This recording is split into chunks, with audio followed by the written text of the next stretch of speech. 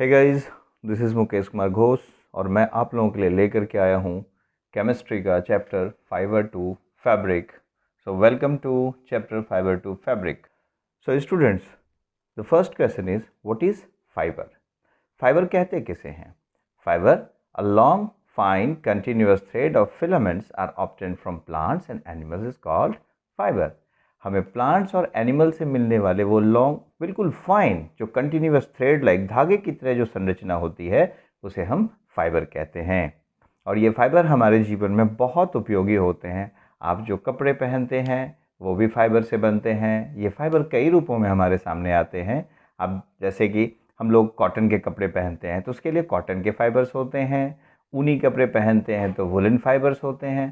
So fiber is divided into two parts. Fiber को दो parts में डिवाइड किया गया है, एनिमल फाइबर्स और प्लांट फाइबर्स।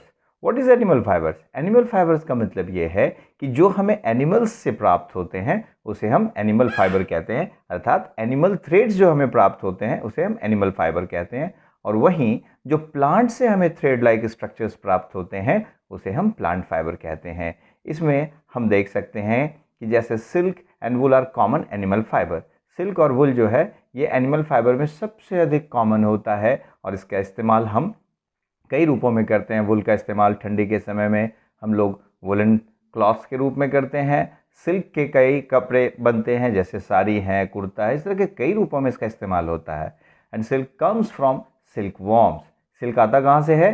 ये सिल्क वॉर्म से आता है। और वहीं वुल जो है वो हमें शिप, गोट और याक से मिलता है। The hairs of camel, llama and alpaca are processed to yield wool. ये जो हेयर्स हैं कैमल के, लामा के या अल्पाका के, उसी को तैयार किया जाता है वुल के रूप में। भारत में मोस्टली जो है ज़्यादातर सिप जो है रेयर किए जाते हैं वुल प्राप्त करने के लिए। अगर हम बात करें कॉटन की तो कॉटन जो होता है वो बहुत ही क्विकली बर्न करता है और ब्राइटली बर्न करता है। इसमें एक ख़ास तरह की मतलब पेपर जैसे जलने की गंध आती है। जब इसे आप जलाते हैं तो इसमें पेपर जैसे जलने की गंध आती है। वहीं वुल की बात करें तो ये इसकी खास, ये बहुत ही धीरे धीरे फर्स्ट टर्न्स ब्राउन, ये पहले जलने के बाद क्या होगा, ब्राउन कलर में बदलेगा। वहीं सिल्क ये स्लोली बर्न करता है। एक धागा, एक थ्रेड नायलॉन भी है जो जलने पर अगर आप उसको गर्म करते हैं तो वह पहले मेल्ट करता है और फिर श्रिंक करता है। जैसा कि आपने देखा होगा प्लास्टिक को जब आप जलाते हैं तो वह पहले मेल्ट करता है और फिर सिकुड़ जाता है। वुल प्राप्त करने की कई प्रक्रिया होती। सबसे पहले सिप के जो हेयर्स होते हैं उसके बॉडी से पहले हटाया जाता है, that is called shared of.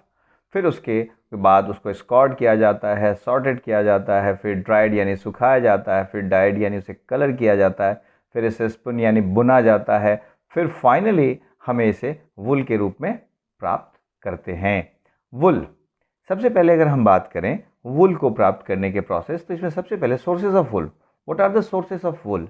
वुल हमें प्राप्त कहाँ कहाँ से होते हैं? Wool is obtained from sheep, yak, angora goat, goat, camels, llama and alpaca. ये अल्पाका जो है वो साउथ अमेरिका का ये जीव है। तो ये वुल हमें इन जीवों से प्राप्त होते हैं। इन जीवों का कहने मतलब इनके शरीर के ऊपर जो हेयर्स होते हैं ये काफ़ी घने होते हैं, क्योंकि ये ज़्यादातर ठंडे प्रदेशों में पाए जाने वाले जानवर होते हैं। इसीलिए नेचर ने इन्हें ठंड से बचने के लिए एक खास तरह की उपाय दिए हुए हैं और इसे ही हम शेयर्ड ऑफ करके इसे वुल प्राप्त करते हैं।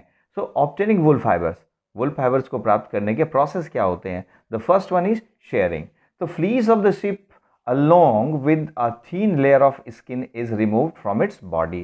मतलब ये है कि सिप के शरीर से जो फ्लीश होते हैं यानी उसके ऊपर जो हेयर्स का जो पूरा हिस्सा होता है, जब उसे शेयर्ड ऑफ किया जाता है, उसे हटाया जाता है तो उसे शेयरिंग कहते हैं। इसके बाद बारी आती है इसको प्रोसेस करने की। तो सबसे पहला प्रोसेस होता है scouring. So what is called scoring?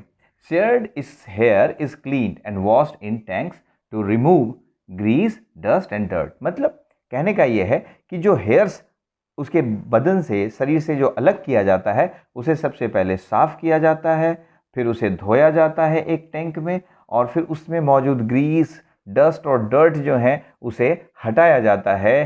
उसके बाद बारी आती है सॉर्टिंग की। So what is called sorting? cleaned hair is sent to a factory where hair of different textures are separated। मतलब जो क्लीन साफ सुथरा हेयर्स है उसे फैक्ट्री में भेज दिया जाता है और इसे फिर उसके अलग अलग टेक्सचर यानी अलग अलग जो उसके प्रकार होते हैं रंगों के आधार पर या उसके थ्रेड उसके लेंथ के आधार पर उसे अलग कर लिया जाता है। फिर इस हेयर को सेंड किया जाता है कार्डिंग में। ये कार्डिंग एक मशीन होती है जहां पर जो होता है where the loose wool fibres are combed, जो उसे कॉम्ड किया जाता है, इसे कंघी करके उसे बिल्कुल सीधा किया जाता है इनटू अ सीट, बिल्कुल लेयर में, and then twisted into a rope और सिल्वर, और फिर इसे ट्विस्ट किया जाता है यानी मोड़ा जाता है एक दूसरे के ऊपर। और ये जो सिल्वर है, the silver is twisted and stretched into a yarn, और इसे ट्विस्ट करने के बाद इसे यार्न यानी धागे के रूप में परिवर्तित कर लिया जाता है और फिर इसी यार्न को बॉल ऑफ वुल के रूप में तैयार किया जाता है जिसे मार्केट में बेचा जाता है। दूसरा एनिमल फाइबर है सिल्क। ये सिल्क हमें कहाँ से प्राप्त होता है? ये सिल्क हमें प्राप्त होता है सिल्क वॉर्म से। ये जो सिल्क वॉर्म है ये सबसे पहले सिल्क मॉथ, ये सिल्क मॉथ जो रेशम का कीट कहलाता है, रेशम का कीड़ा, तो सबसे silkworm are caterpillar of silk moth. Silkworm क्या होता है?